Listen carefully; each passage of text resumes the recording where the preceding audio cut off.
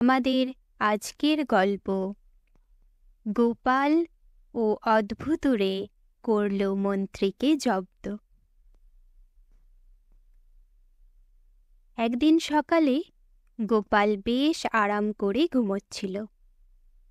সেই সময় তার বউ তাকে ঘুম থেকে তুলে বলল, কি গো, কত বেলা হলো, বাজারটা কি ভূতে যাবে? এই শুনে গোপাল বলল, আমার কি আর সেই সৌভাগ্য আছে যে ভূতে আমার বাজার করে দেবে?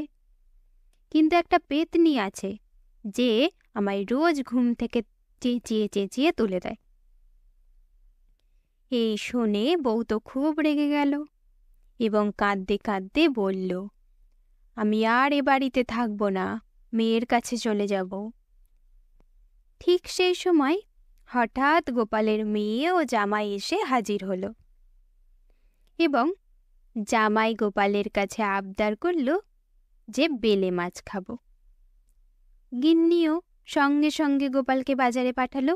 যাও, একমাত্র জামাই বলে কথা, সে একটু বেলে মাছের আবদার করেছে আর তুমি তা আনতে পারবে না?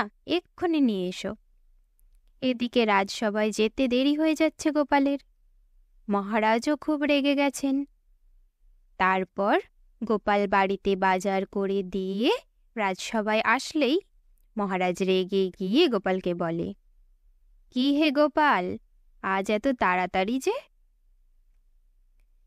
এরপর মহারাজ তাকে সাবধান করে বলে, কাল থেকে যেন আর দেরি না হয়, এবং সেদিন তাকে বাড়ি পাঠিয়ে দেয়। সন্ধেবেলা গোপাল রাগে গজগজ করতে করতে রাস্তা দিয়ে যাচ্ছিল এবং বলতে থাকলো, আর বাড়িও ফিরব না, রাজসভায়ও যাব না। মহারাজ থাকুক ওর ওই বোকা মন্ত্রীকে নিয়ে, আর আমার বউ থাকুক তার মেয়ে জামাইকে নিয়ে।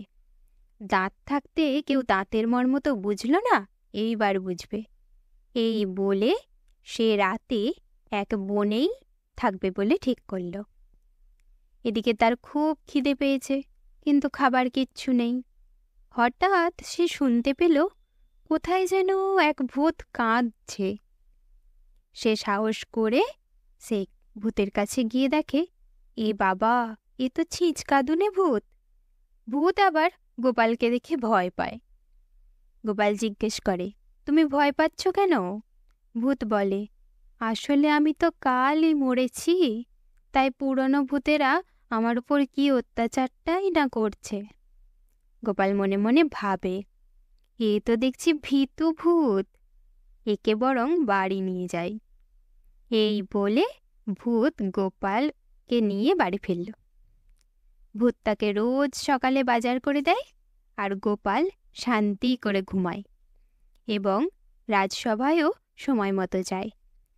একদিন রাতে গোপাল ভূতকে বলে, যাও তো দেখি ভূত, মন্ত্রীকে ঘুমানো অবস্থায় গিয়ে পাহাড়ের মাথায় রেখে এসো। ভূত ঠিক সেই মতো তার বিছানা সমেত তাকে পাহাড়ের মাথায় রেখে এলো।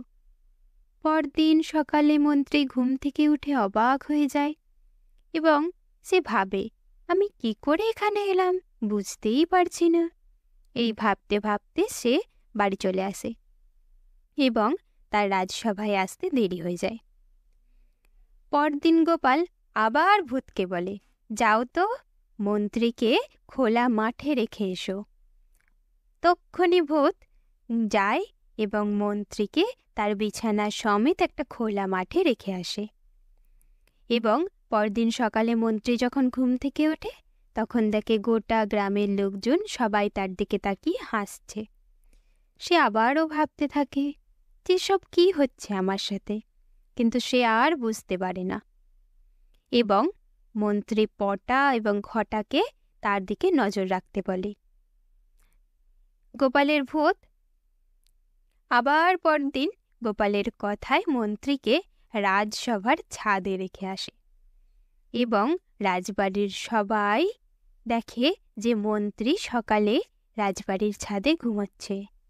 এদিকে পটা ও ঘটা রাতের বেলা যখন পাহারা দিচ্ছিল, সে তো হঠাৎ করে মন্ত্রীকে খাট সমেত উড়তে দেখে ভূত ভূত বলে চেঁচিয়ে ভয়ে সেখানে ভিড়মি খায়। এরপর মন্ত্রী খুব জব্দ হয় রাজাও তার উপর হাসাহাসি করে এবং বলে, তুমি নাকি উড়ে বেড়াচ্ছ মন্ত্রী।